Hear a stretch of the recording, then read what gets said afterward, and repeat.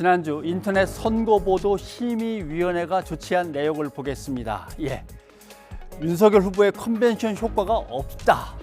글쎄요, 국민의힘 컨벤션 효과가 훨씬 더 크다라는 분석도 많이 나왔는데, 이렇게 보도를 하려면 어떤 대상 자료를 가지고 어떤 방법으로 어떻게 분석을 해서 이게 나왔다, 이게 틀림없다라든가 아니면 반론도 있을 수 있다, 뭐 이런 자기의 한계점까지도 명시를 했어야 한다는 지적이 나왔습니다. 그 다음에 김부선 씨 얘기군요.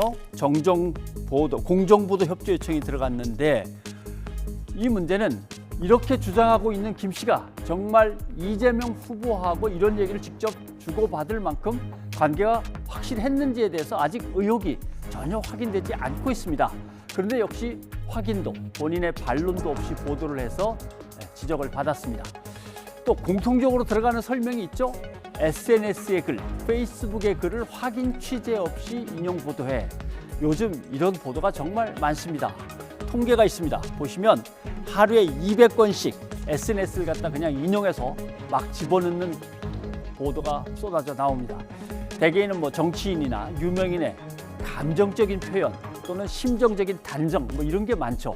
그런데 왜 이렇게 따옴표 속에다가 SNS 글을 그냥 막 집어넣어서 인용하는 보도가 많은가? 첫째, 빨리 작성할 수 있고 막 쏟아낼 수 있으니까.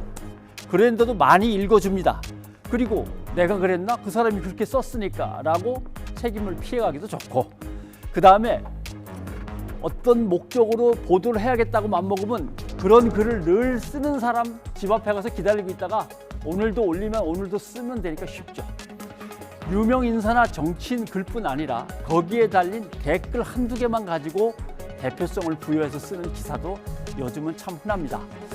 자, 문제는 반드시 취재해야 되고요. 당사자가 있으면 반론권을 보장해 줘야 됩니다. 그 다음에 사실인지 주장인지 구분해야 되고요. 주장을 하면은 왜 이런 주장을 하는지, 옛날에 싸운 적이 있나, 불이익을 받은 적이 있나, 그 관계나 맥락도 살펴야 되고, 그렇다고 하더라도 이게 보도할 가치가 있는 건가, 이것도 따져봐야죠. 그 다음 포털 사이트도 마찬가지입니다. 이런 기사가 올라오면 무조건 대문에다 올려주면 안 되죠. 가치가 없으면 올리지 말아야 되는 겁니다.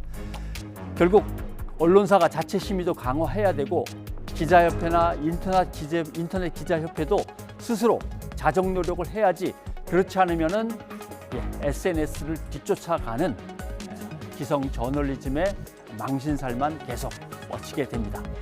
변상욱의 앵커 리포터였습니다.